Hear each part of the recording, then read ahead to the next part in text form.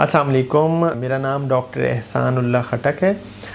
मैं basically plastic, cosmetic और hair transplant surgeon हूँ। मैं एफिलिएटेड हूँ खैबर गर्ल्स मेडिकल कॉलेज के साथ और हैदराबाद मेडिकल कॉम्प्लेक्स के साथ। वहाँ पे मैं as assistant professor plastic surgery काम कर रहा हूँ। हेयर ट्रांसप्लांट के बारे में आज हम ज़रा डिस्कशन करते हैं। जब क्लाइंट आते हैं वो पूछते हैं कि हमें ट्रांसप्लांट करना है। अच्छा, ट्रांसप्लांट से पहले हमें क्या करना चाहिए?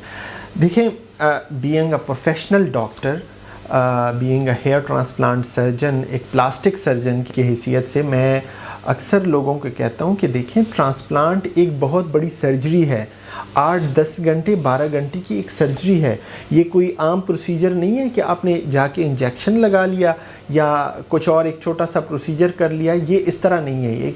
ये एक कंप्लीट सर्जरी है और एक लॉन्ग सर्जरी है। तो उससे पहले हमें कुछ चीज़ें देखनी पड़ती हैं। पेशेंट का या क्लाइंट की हिस्ट्री लेनी पड़ती है कि आया क्लाइंट डायबिटिक तो नहीं है, शुगर तो नहीं है, कहीं ब्लड प्रेशर तो नहीं है, कोई और बीमारी तो नहीं है, कोई ड्रग सेंसिटिविटी यानी रिएक्शंस तो किसी ड्रग के लिए उनमें नहीं है। ये सारी चीज़ें हमें देखनी पड़ती है। अच्छा, फिर हमें कुछ टेस्ट करने पड़ते हैं कि आया वो टेस्ट करके हमें पता चलता है कि उनका HB कितना है, उनकी खून की मिकदार क्या है, उनका खून बहने का जो टाइम है वो हम नोट करते हैं, उसके लिए टेस्ट करते हैं, वो ज़रूरी होता है। अच्छा, एक इम्पॉर्टेंट बात जो मैं अक्सर अपने क्लाइंट्स को कहता हूँ कि देखिए, ये एक कॉस्मेटिक प्रोसीजर है, एस्थेटिक प्रोसीजर है। इसमें अपनी लाइफ को आप डेंजर में ना डालें, यानी इतनी डेंजर में ना डालें कि आप सबको छोड़ दें कि मैं हेयर ट्रांसप्लांट कर रहा हूँ और बस खैर है, बाकी कुछ भी हो जाए।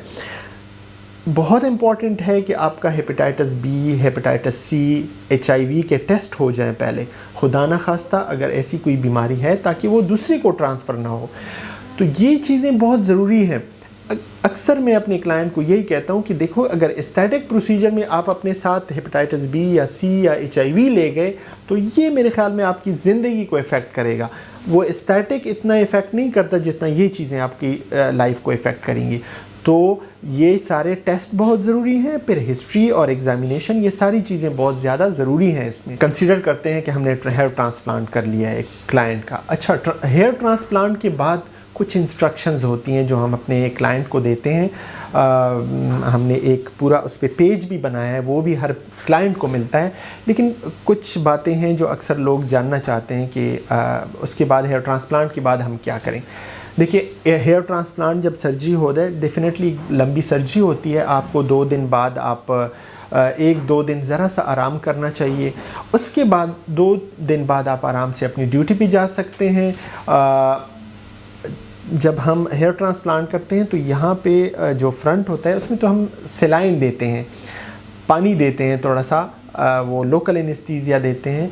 तो वो बाज़ औक़ात अगर आप बहुत ज़्यादा नीचे देखते हैं तो स्वेलिंग हो जाती है, लेकिन वो स्वेलिंग कोई ख़तरनाक नहीं होती, वो बस नॉर्मल ही होती है। बेहतर ये होता है कि उससे बचा जाए। अगर खुदा न खास्ता हो भी जाए तो वो 1 हफ़्ते में वापस चली जाती है। आप अपनी नमाज़ पढ़ सकते हैं, कोई मसला नहीं है उसमें।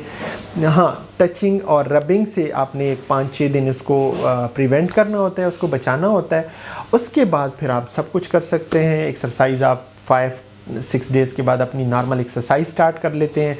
10 डेज़ के बाद बिल्कुल आप नॉर्मल होते हैं, उसमें कोई मसला नहीं होता।